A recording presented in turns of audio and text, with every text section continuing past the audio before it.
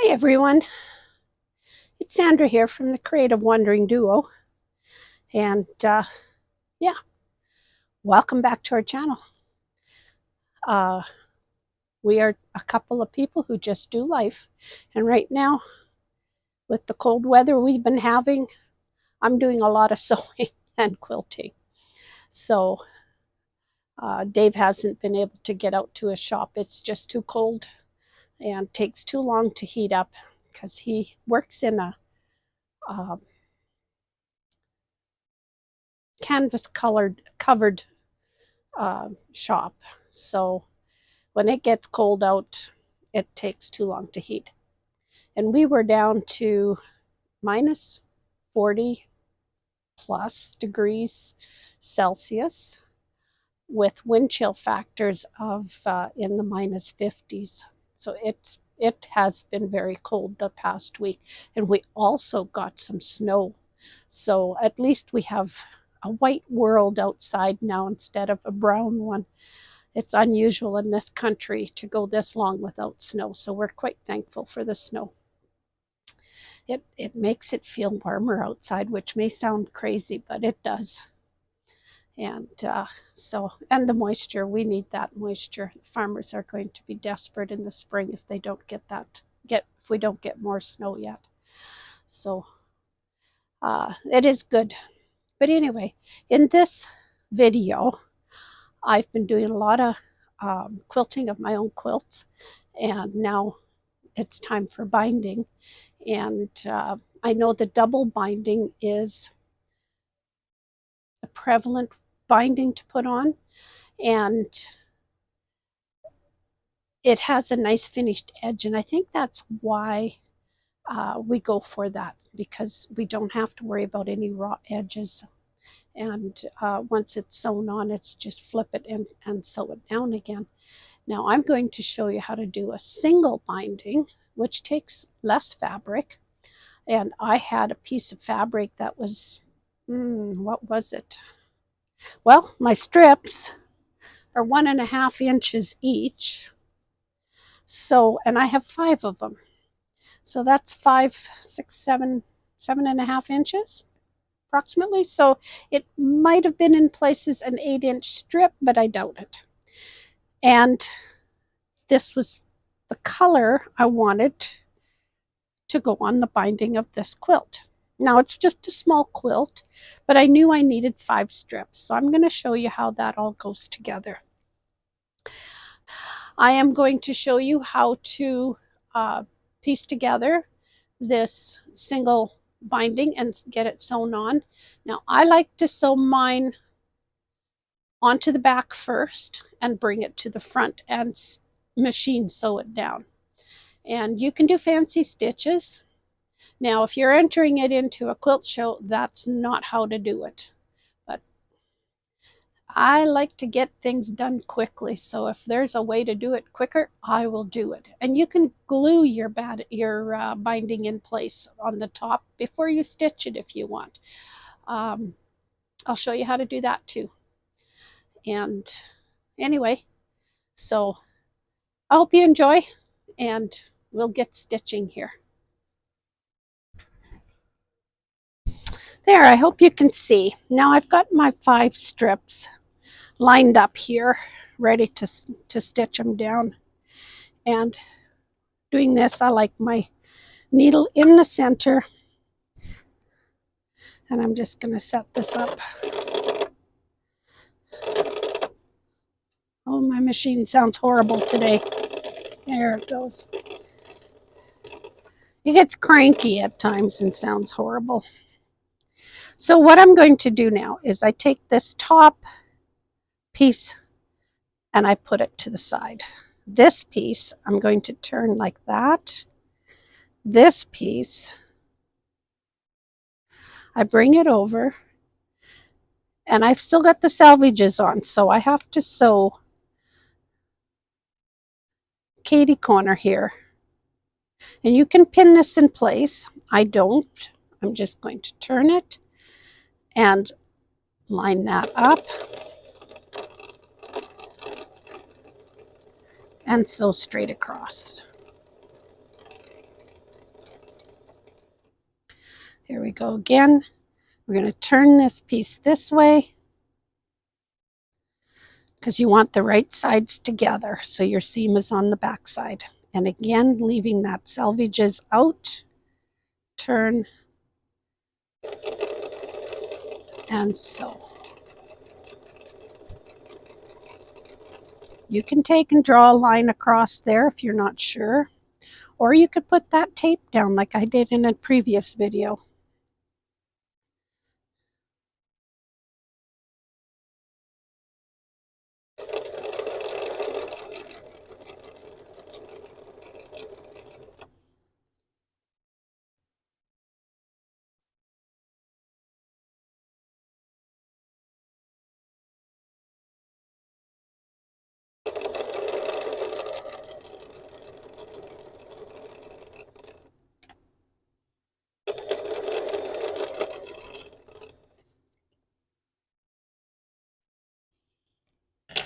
And there we have it all sewn together. And we know it's right because when we open them up, there they are. So now we're going to trim these all. I scissor trim them. You could take it to the table and use your rotary cutter. But I just trim those like that. And then what I do is I finger press those open.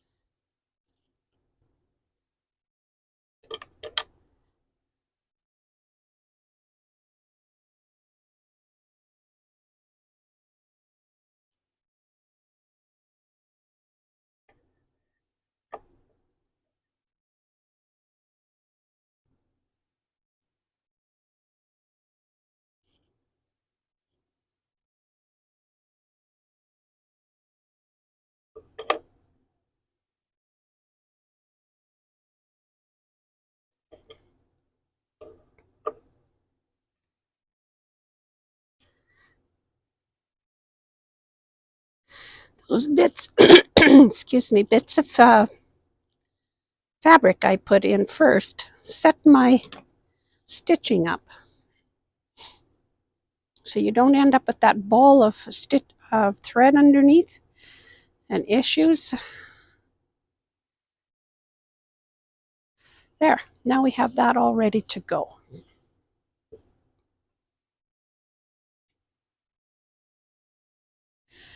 Okay, now I want to change this foot to a 1/4 inch foot.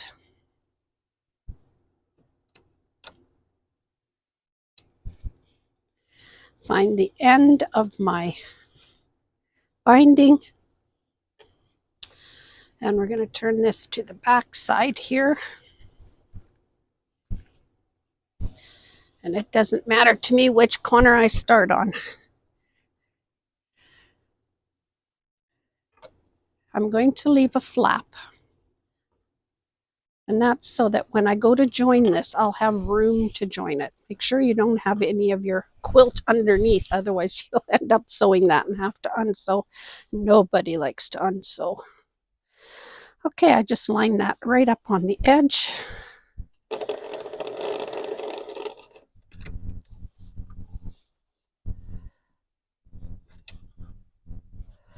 Lining it right up along the 1/4 inch so that I know I have a 1/4 inch there. And I'm just going to back tack that.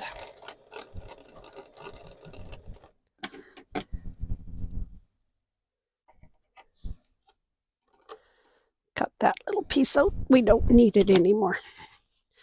Okay, here we go.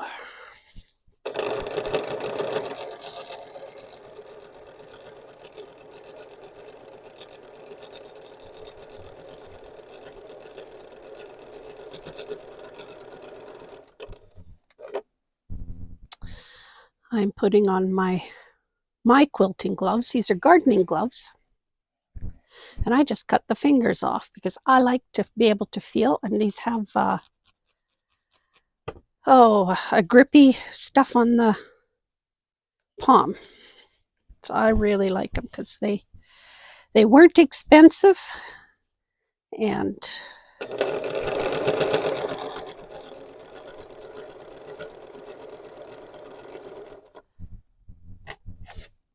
Now I just want to feel where that edge is.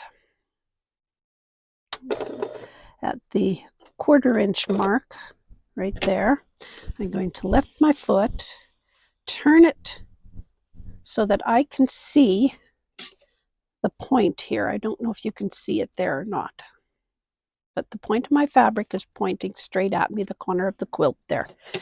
And I am going to just sew off the edge, just like that. You can lift your foot, you can move it, it's not going anywhere. Turn this towards yourself, take your binding strip, and where that little seam that we made there is, it will tell you that's where your 45-degree angle is going to be. So you can just finger press that in place, pull this back along to the edge of the top, and put it back under your foot. And start sewing. And you can start sewing right off the edge, just like that. Now I'm going to line this up.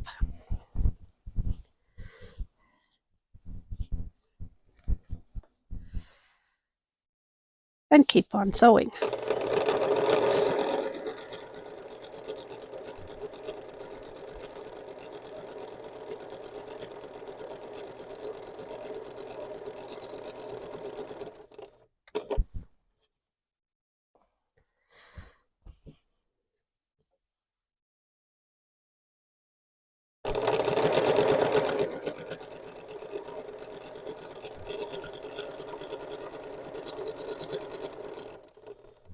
Now I don't think you need to watch me sew this all the way around. You could go back and watch how I did the corners. And so I'll pick you up when I go to join it again, okay?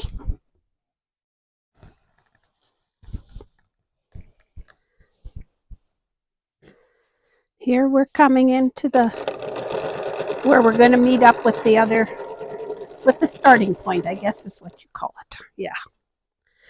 So I'm just going to keep sewing here for a little bit more until we get closer.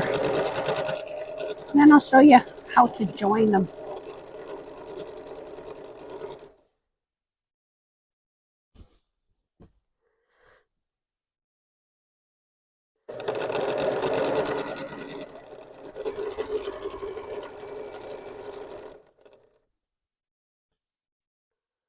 Remember, we got the selvages on here yet, so I'm going to cut those off.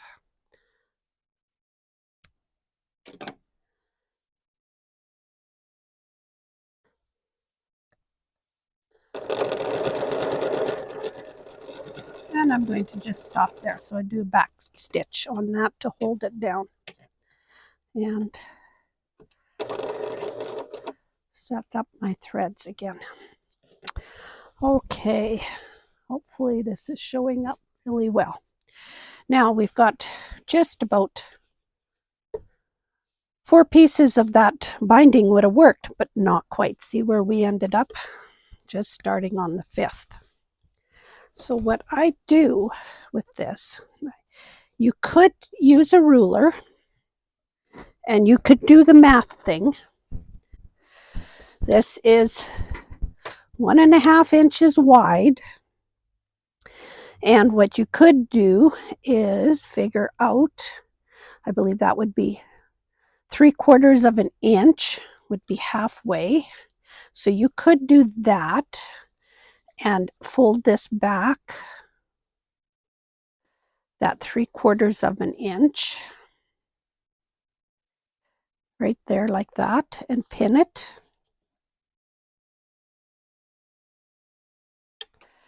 And then you'd bring this one over, make sure it's laying flat, and you don't quite meet them.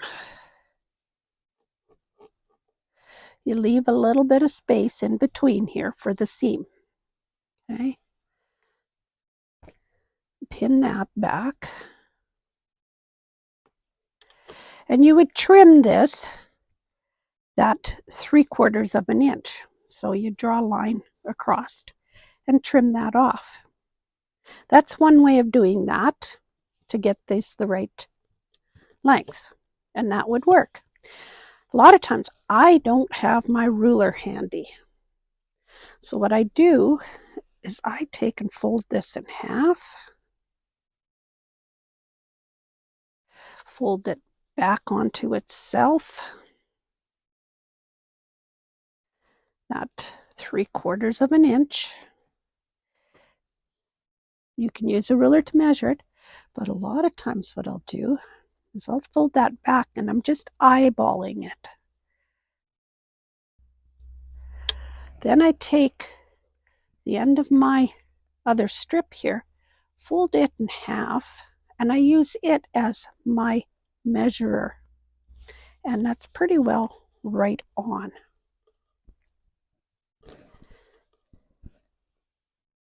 It's right along the edge there, and it's right along the edge there. Okay, so we got that one. Now we're going to do the same thing here. Fold it in half, fold it back on itself. Make sure you've got that little bit of a gap in between the two. And that's for your seam allowance, and it's not even 1/8 of an inch gap. Pin that. See the gap in there? Well, maybe it is about 1/8 of an inch. But then you take this again, fold it in half, line that up along that fold, and make sure you're only cutting this top piece. You can fold that back on top of that. So you've got it like this. Put your scissors in there. I like to do it from the back side and trim. Okay, there's your extra. Now, I'm thinking it's a little bit more than what I need, so I'm just going to trim, give it a little bit of an extra trim there. There, that looks pretty good. Now, to sew that together, what I do to get this same is I put this piece down, the same as we had before. This piece will come on top of that. You've got enough room here to work with this.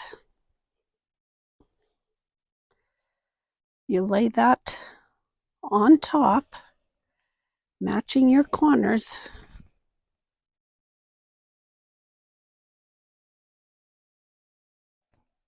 And I like to just take and put a pin in this corner.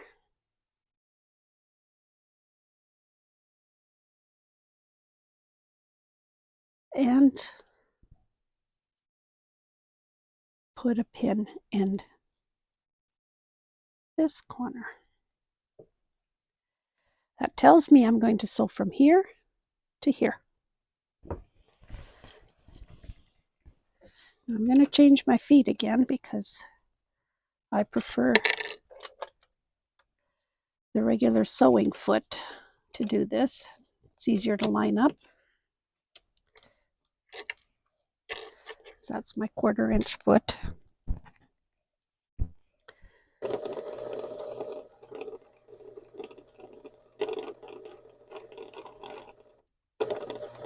We're going right straight across. You can draw a line there again.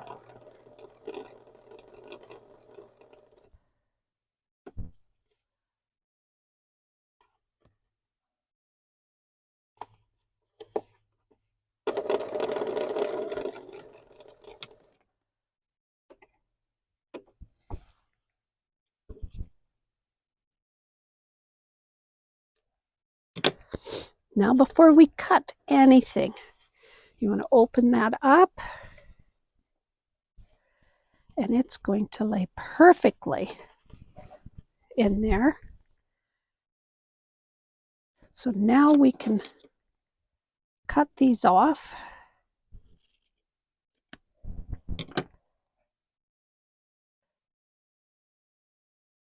pop that open again. And you can see it's identical to our original seams.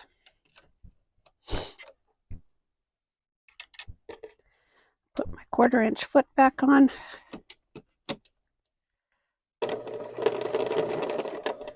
Get back to where we left off here.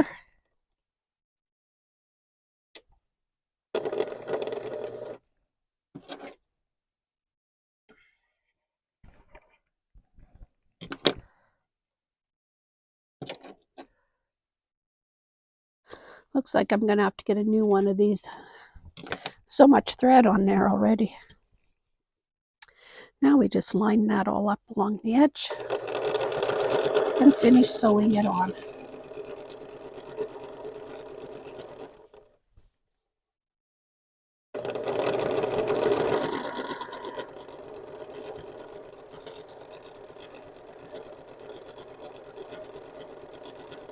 There we are. Back to the beginning.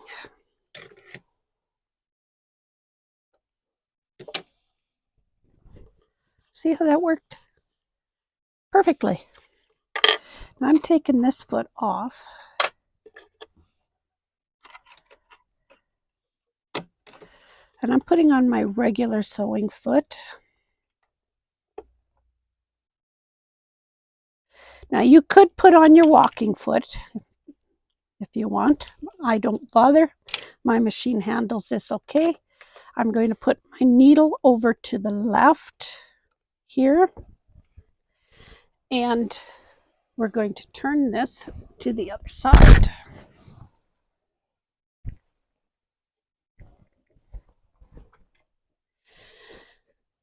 You can take this over to your ironing table and iron this all open, all out like this.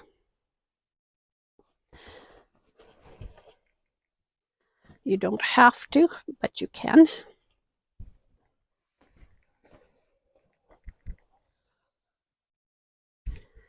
Now I'm going to start and show you how I do the corners. Okay, I told you I'd show you how to glue it down if you so like. You can do a straight stitch, you can do a fancy stitch.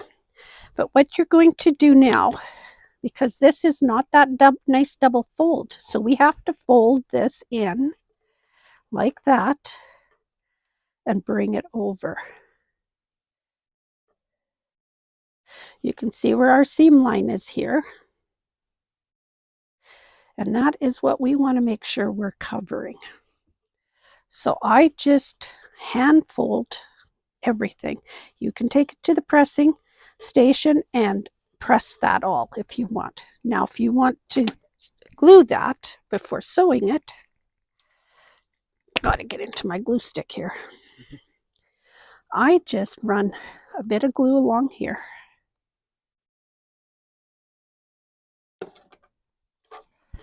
And I take and fold that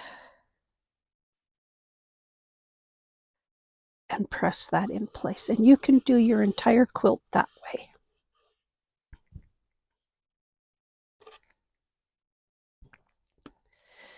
You can take your clips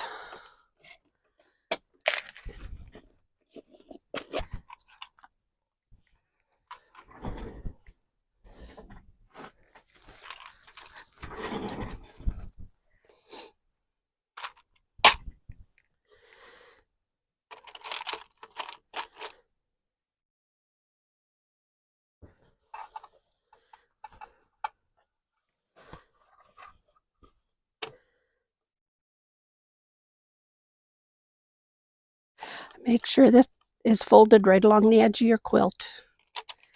And if you want, you can measure that with your ruler to make sure it's the same. Now I'm going to show you how to do this corner.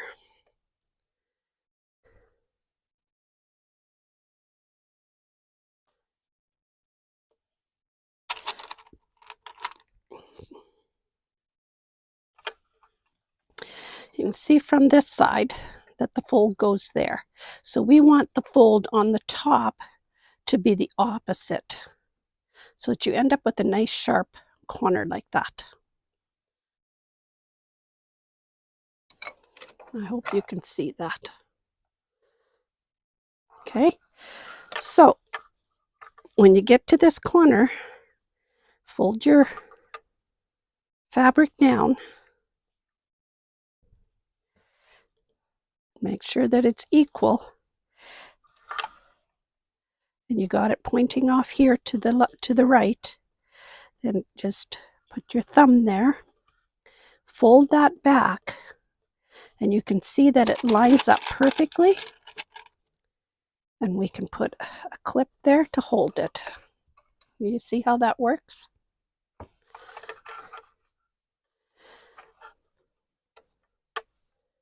Now, you want to put in a thread that's going to match. I don't have a thread in here right now to match because I want to just show you how this works. What I do is I line this up right along that inside of that foot, and my needle is going to come down just in here. I hang on to that tail because I don't have my thread fabric up there.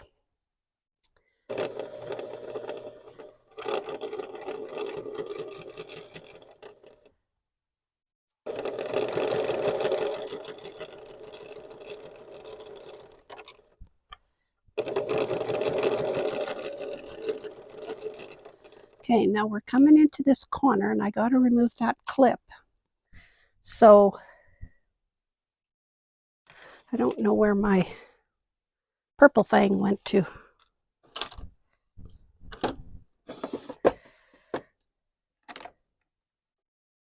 Okay, I'll just use this.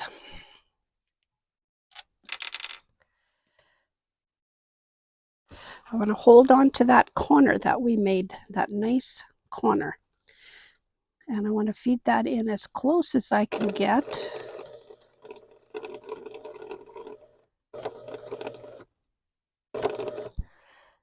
And keep my needle down.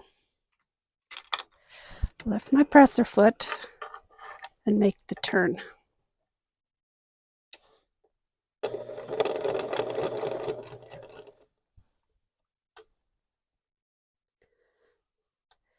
Now you can put a fancy stitch on this.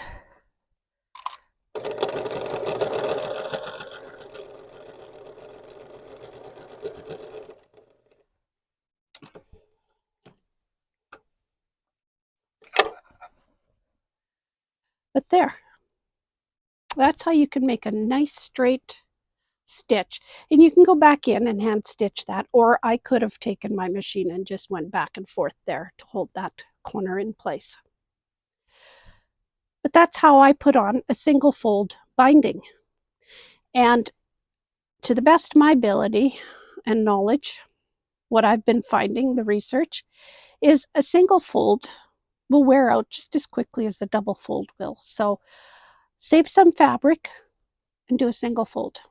Wherever you can save, why not? Now this little quilt,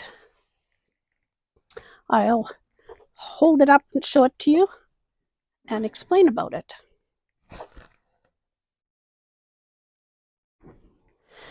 Okay, this little quilt is just the rail fence pattern, but I wanted to make it into a baby quilt. So what I did is I went on to the computer and I found free, oh yeah, the name's going to disappear on me, pictures that are copyright free, and I printed it out to the size I wanted and appliqued it onto this quilt. So it just kind of dresses up this mundane fabric, and because it's just a rail fence, and I wanted something a little bit special as a baby quilt. And on here, for the tail, I did a little bit of hand stitching, embroidery. I'm trying to make it so you can see it there, with a heavier thread for his tail. And the rest is all machine zigzagged. And of course I used a brown so that you could see all the stitching on around the eyes and the little bird here on the end. So, but you can do that, is to go on to get copyright free images and print them out. Use a poster making app, print it out, and you've got your applique pattern.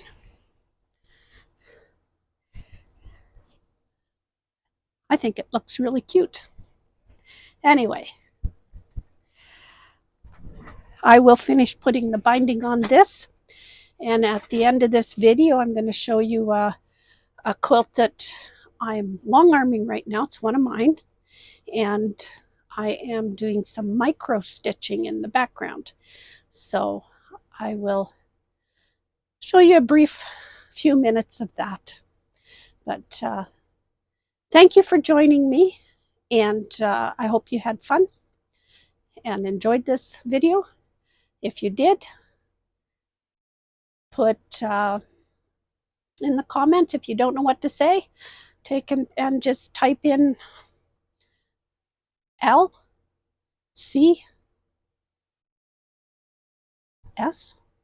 LCS. Yeah, like, comment, share, and subscribe. I guess you could put another S there. Like, comment, and share, though. LCS. And but if you do leave a comment, great. I love to read them. So stay warm, and again, remember to subscribe, like, comment, and share. And also stay real. Bye for now. Enjoy the micro quilting.